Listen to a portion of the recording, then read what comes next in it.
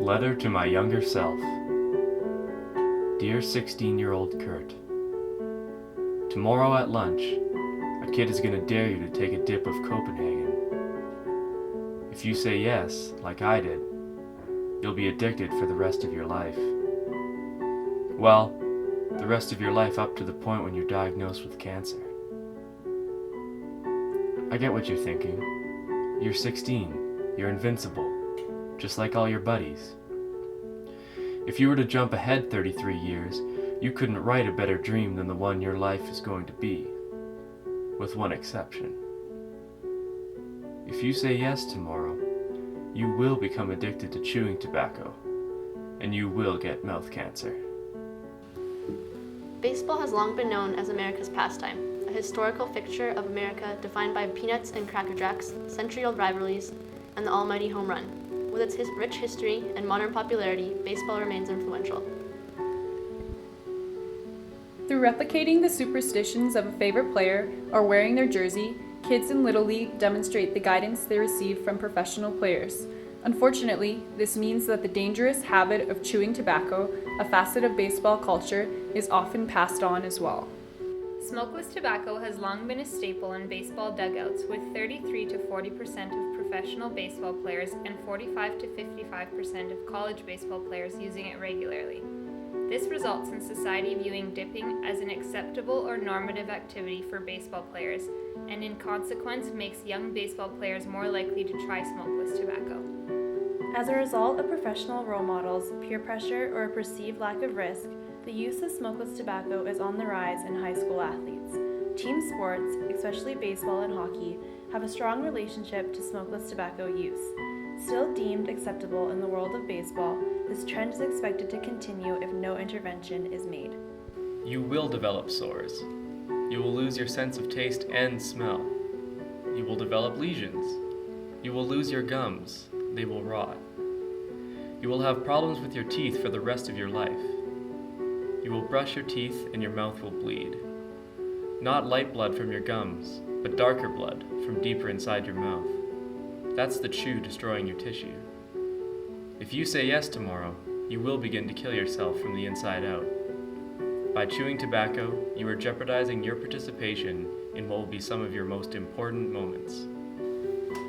Many negative health effects are associated with the use of chewing tobacco, including cancers of the mouth, esophagus, and pancreas, hypertension, and oral diseases. Baseball legends such as Tony Gwynn and Curt Schilling have experienced the cancerous effects of smokeless tobacco use. Components of tobacco include high levels of nitrosamines, a radioactive element, at least 28 cancer-causing chemicals, as well as harmful metals. Aesthetically, there is little appeal to using chewing tobacco, the slobbering, spitting, so why do people continue to use it?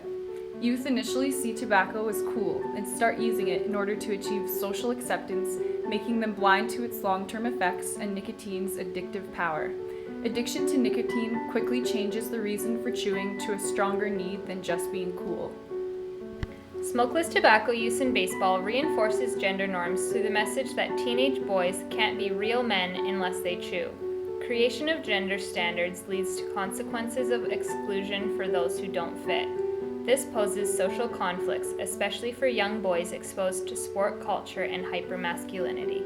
Chewing tobacco as an acceptable norm in the culture of baseball has allowed it to become a platform for encouraging unhealthy substance abuse. Manufacturers utilize role model athletes to promote an attraction of youth to their products through advertising, images, and testimonials. Although cigarette use in youth has declined, the use of chewing tobacco has remained concerningly steady. Let's knock tobacco out of the park by banning the use of chewing tobacco in ballparks entirely, for players, coaches, managers, and spectators. Let's send the message that tobacco and baseball don't mix. Players can do as they please on their own time, but let's make them accountable role models for kids to look up to. After all, they owe it to their young fans. Some progress has been made in eliminating tobacco from baseball. In 2011, players were prohibited from carrying tobacco tins in their uniforms or using smokeless tobacco during televised interviews. However, there are still no restrictions on tobacco use in ballparks. a step that could significantly decrease youth exposure to tobacco and prevent them from embarking on the crippling path of addiction and poor health. Chewing tobacco has been banned in the minor leagues since 1993, but the MLB cannot follow suit without agreement from the Players Association. This is why education for major leaguers who use smokeless tobacco is necessary. Another more political option is for the city or state itself to ban smokeless tobacco in sporting venues. This option negates the need for approval by the Players Association.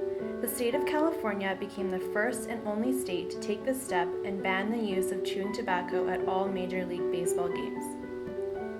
Another possible solution is to target advertising techniques of smokeless tobacco companies and to take steps that make it harder for youth to access tobacco. Tobacco companies should not only stop using flavored chemicals in their products, similar to those used in Lifesavers and Jolly Ranchers, but should also increase prices so that their products are less accessible.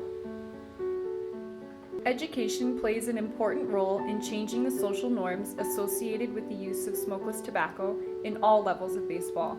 In order to educate the public about this issue, peer leaders and other athlete figures should be used to endorse changes and educate young people about healthy decisions and the consequences of tobacco. Creating grassroots organizations and supporting campaigns such as the Campaign for Tobacco-Free Kids can also increase the awareness of smokeless tobacco issues and can advocate for public policies to prevent use amongst youth. Oral examinations can also be made a part of the players' mandated health screenings. 60% of smokeless tobacco using baseball players stated that seeing actual health concerns in their mouths and/or receiving advice from a dentist would motivate them to quit. Finally, consider this. How many kids will start dipping over the next 32 years because they saw you do it? Do you want that on you? No? Then my advice is simple. Tomorrow, at lunch, just say no. Make the right choice. Kurt.